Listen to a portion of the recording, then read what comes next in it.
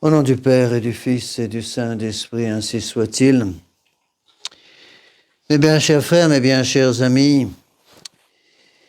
cette fête du Saint-Sacrement, cette fête Dieu, doit avoir une place toute particulière dans le cœur des prêtres. David, si vous voulez vous asseoir, David, prenez la chaise ici.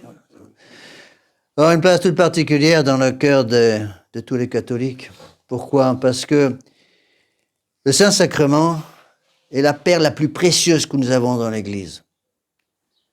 Quand je baptise un bébé, Dieu va donner par l'intermédiaire du prêtre à ce bébé la grâce du baptême, la grâce sacramentelle et la grâce sanctifiante.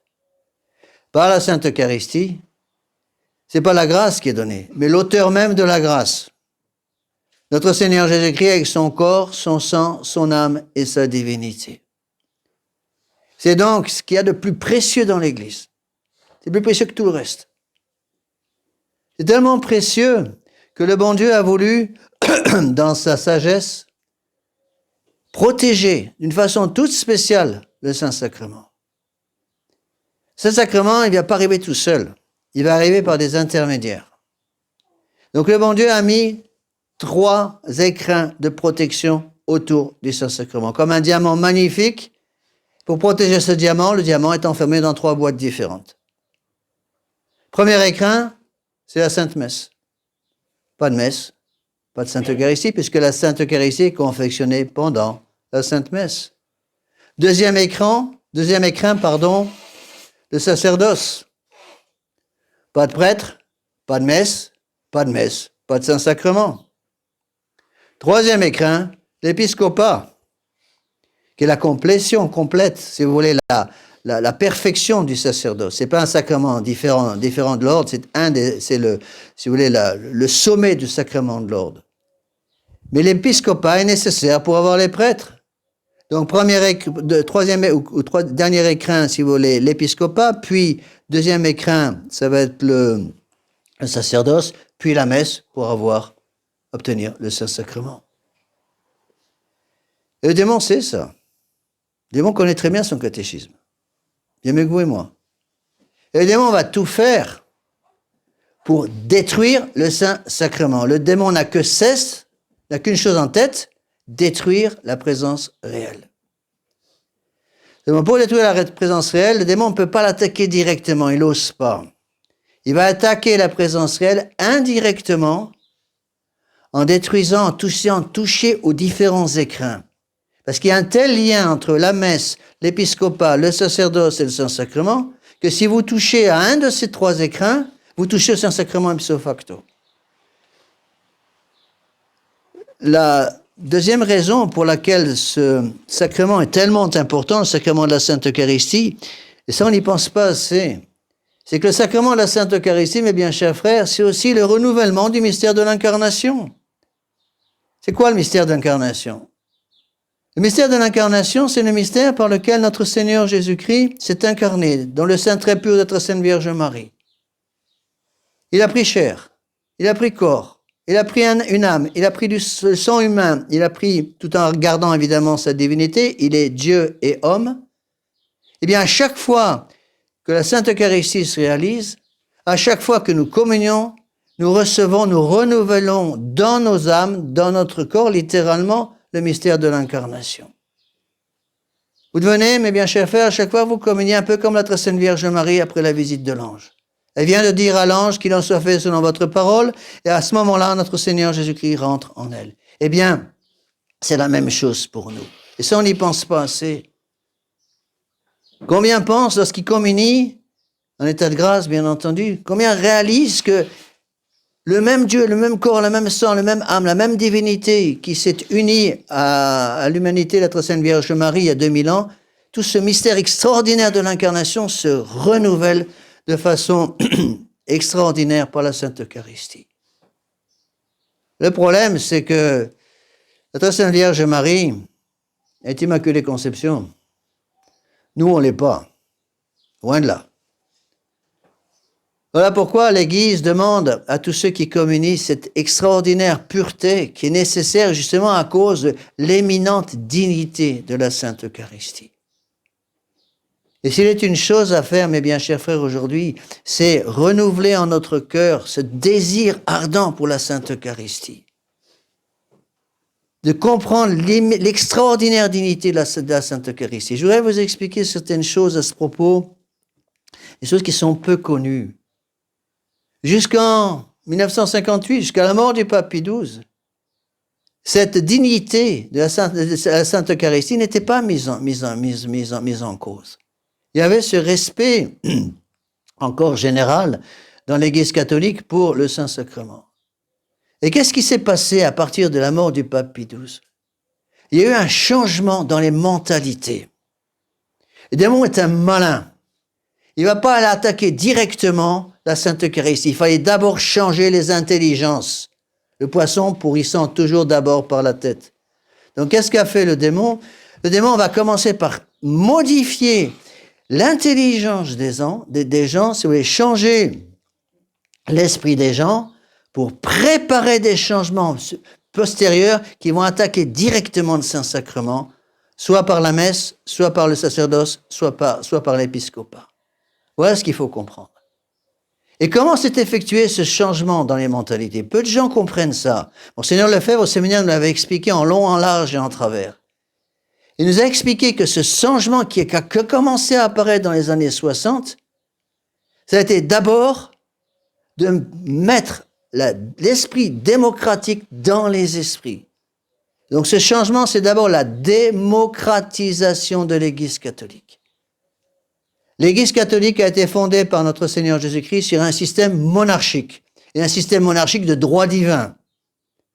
Eh bien, c'est l'esprit démocratique qui va rentrer, qui va être amené lentement à partir des années 60 surtout. La démocratie, c'est quoi? Le pouvoir du nombre.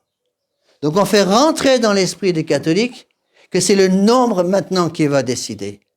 Dès qu'on parle démocratie, il faut évidemment parler de ces trois petits mots magiques qu'on trouve partout en France. Liberté, égalité, fraternité.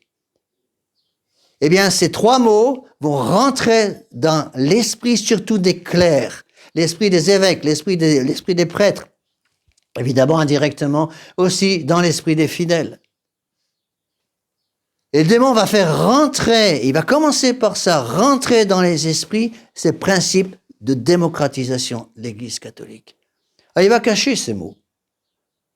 Au lieu de parler de liberté, on va parler de liberté religieuse. Liberté de conscience, c'est la même chose. Au lieu de la fraternité, le démon va parler de l'écuménisme. Au lieu de l'égalité, il va parler de collégialité. Mais le fait ne soyez pas surpris, ces trois mots, liberté religieuse, égalité, écuménisme et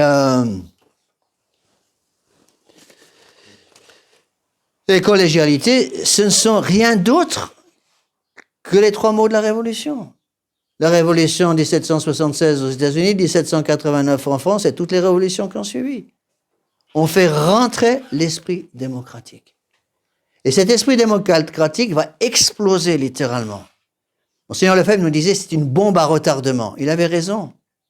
Ça va exploser en 1962, 1965, Vatican II. La bombe est déjà placée à l'intérieur même de l'Église. Elle ne va pas exploser tout de suite. Le démon bien trop malin. Il met d'abord la bombe dans la maison, et la fait exploser à distance après, une fois que les esprits ont bien compris ce qu'il voulait faire. Nous sommes donc en 65. Fin du Concile de Vatican II. Rappelez-vous ce qui s'est passé. Peut-être la plupart d'entre vous un peu jeunes pour avoir connu ça. 1965, les évêques reviennent du Concile de Vatican II. Qu'est-ce qu'ils ont dit à leurs prêtres? À partir d'aujourd'hui, vous n'êtes plus obligés d'avoir la soutane. Du jour au lendemain, pratiquement tous les prêtres ont enlevé leur soutane. Et ça, c'est le début. C'est un travail de préparation. On est encore dans une préparation psychologique pour changer l'esprit des gens sur la Sainte Eucharistie. Une fois que cette préparation psychologique a été terminée, le démon est passé à la deuxième étape. La deuxième étape, elle est peu connue, c'est 1968. Le démon va aller chercher, va oser pousser des hommes d'église à changer des textes fondamentaux de l'Église catholique qui ont 2000 ans d'âge. Les textes de consécration des évêques et les textes d'ordination des prêtres. On est en 1968. Donc ils vont oser modifier ces textes. En modifiant les textes de consécration des évêques, puis en modifiant, la même année, les textes d'ordination des prêtres, ils vont faire rentrer un doute énorme dans la validité de ces deux ordinations, la consécration des évêques et l'ordination des prêtres. Démon est un malin. Regardez bien comment il a travaillé. Qu'est-ce qui est plus dangereux? De faire une messe authentiquement invalide ou de faire une messe douteuse? La messe douteuse est bien plus dangereuse parce qu'on fait rentrer le doute à l'intérieur. Ce qui est sûr et certain, d'après tous les théologiens bien plus intelligents que moi, qui ont étudié très sérieusement ces changements-là, tout le monde est d'accord, tous les théologiens sérieux reconnaissent qu'il y a un doute énorme qui a été introduit avec ces changements en 1968 sur la validité des nouvelles consécrations d'évêques. Plus un deuxième doute énorme qui a été introduit la même année en 68 sur la validité des ordinations sacerdotales. Vous rajoutez ces deux doutes énormes, l'un à la suite de l'autre, vous obtenez quoi? Pratiquement une quasi-certitude que vraisemblablement ces choses sont devenues invalides. C'est gravissime, parce que si l'ordination sacerdotale modifiée en 68 est invalide, ça veut dire quoi? Ça veut dire qu'il n'y a plus de prêtre. S'il n'y a plus de prêtre, il n'y a plus de messe. S'il n'y a plus de messe, il n'y a plus de Saint-Sacrement. Et ceci explique, mes bien chers frères, la raison de tout ce qui se passe actuellement. Les gens nous posent souvent la question, mais comment se fait-il que la France, par exemple, qui était encore catholique à 80% à la fin de la Deuxième Guerre mondiale, comment se fait-il que maintenant il n'y a plus de catholiques ou pratiquement plus?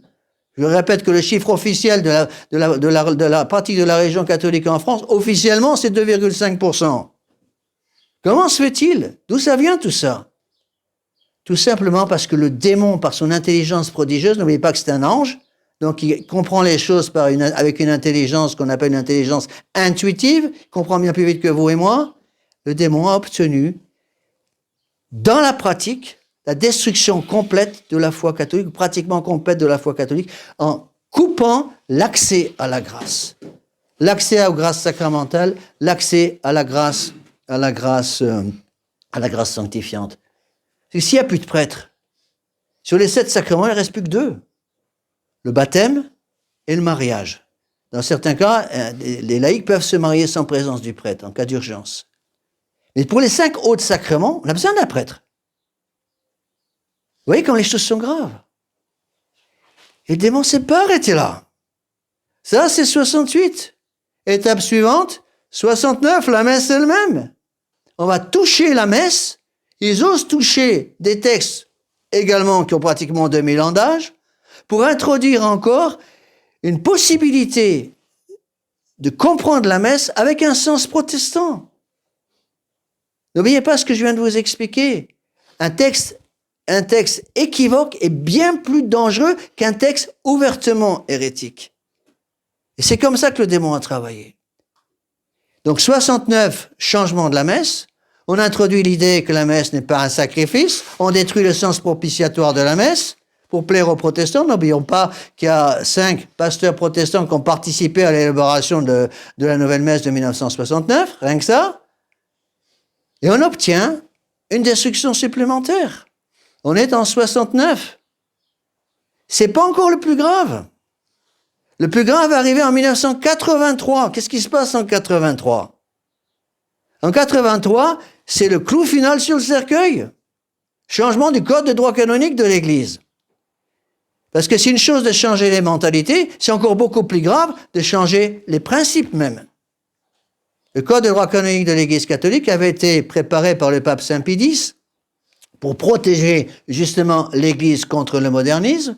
Et le pape Saint Pie X savait que tout cela allait arriver. Il n'a pas eu le temps de finir son travail, il avait presque terminé son travail lorsqu'il est mort en août 1914. Le code de droit canonique traditionnel de l'Église a été publié en 1917 par le successeur immédiat de Saint Pie X, Benoît XV. En 83, c'est la destruction de ce code de droit canonique. Pourquoi le nouveau code de droit canonique? Pour faire rentrer dans les codes mêmes de l'Église, dans les lois mêmes de l'Église, l'esprit de liberté, d'égalité, de fraternité. Résultat, regardez ce qui se passe dehors. Alors que faire? Que faire? Tirer une balle dans la tête? Et non. Loin de nous, l'esprit de désespoir.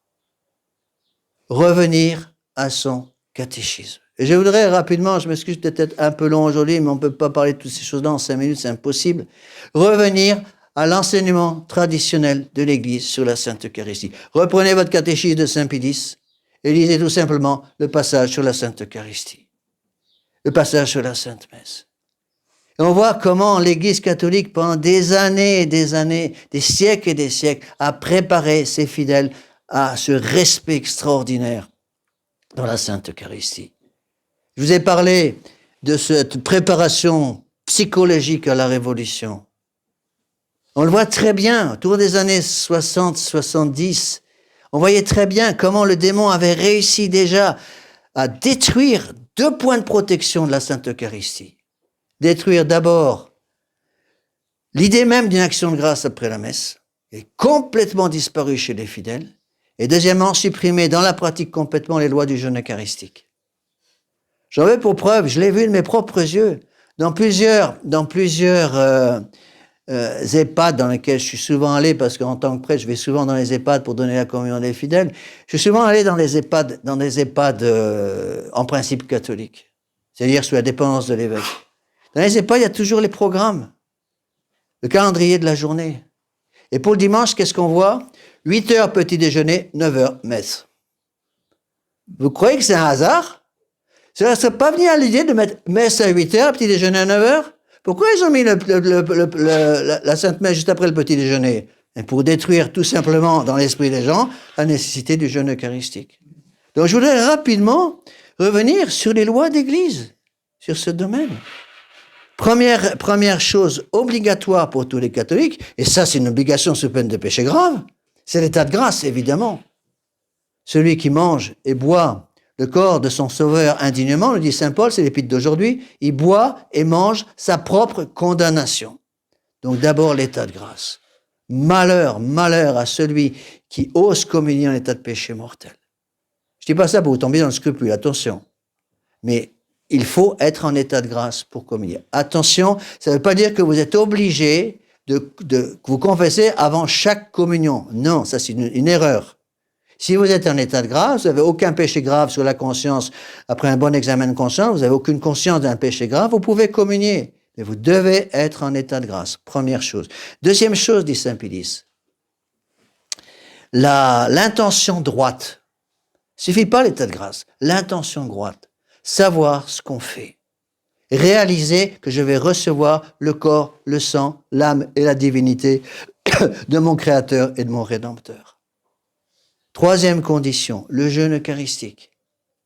Encore une fois, rappelons-nous les règles traditionnelles. Le pape Pie XII, dans sa sagesse, a voulu modifier ces règles.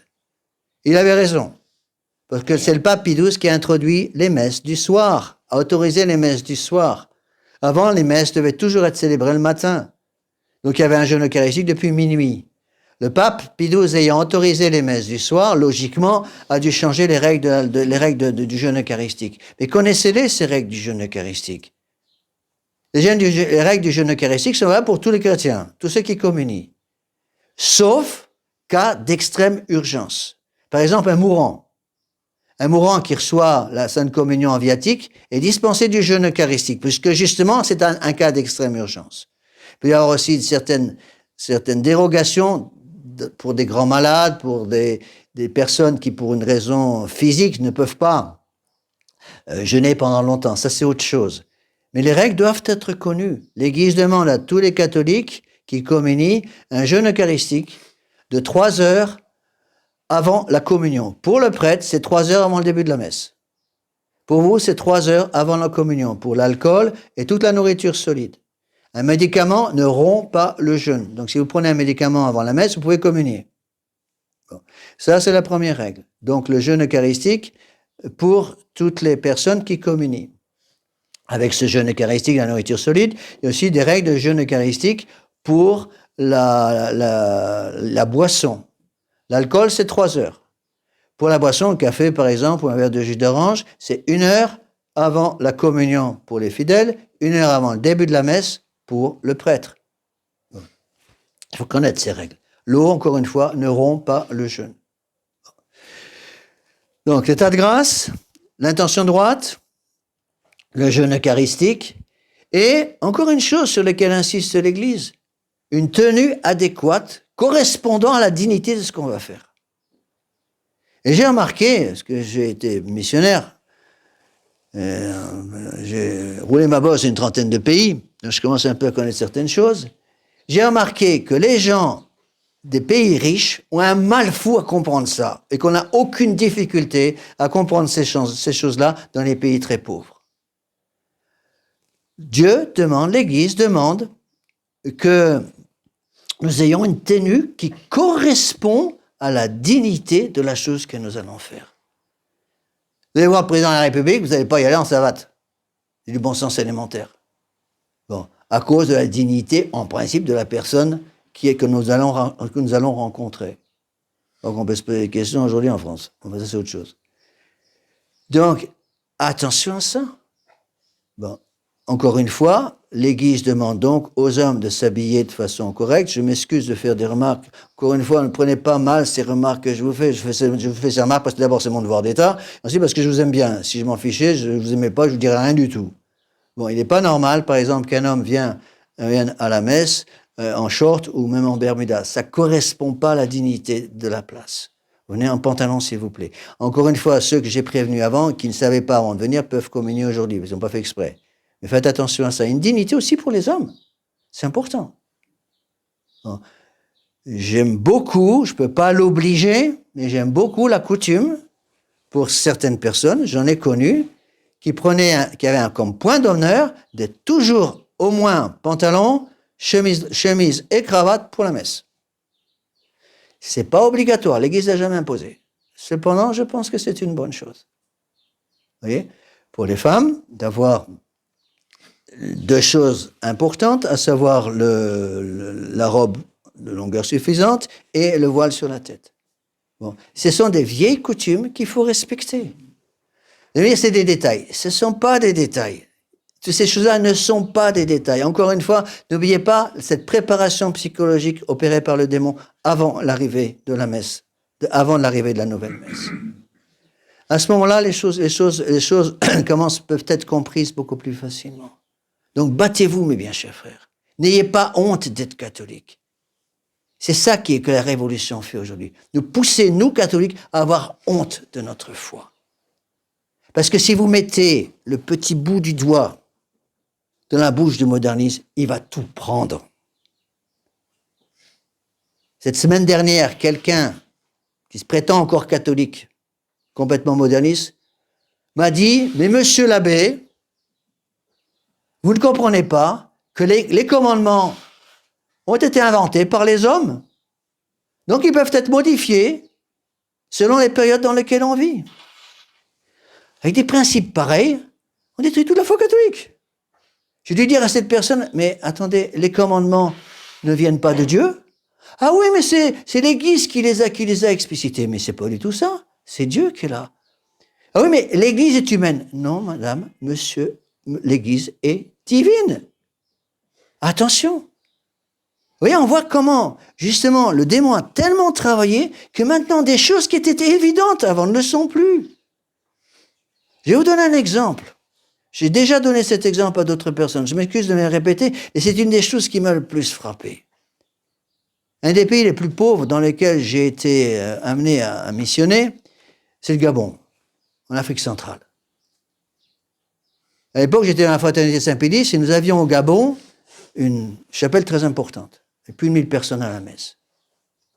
Les gens qui venaient à cette messe, beaucoup d'entre eux faisaient une journée complète de marche pour venir à la messe. Pratiquement, ils marchaient 24 heures aller-retour pour venir à la messe.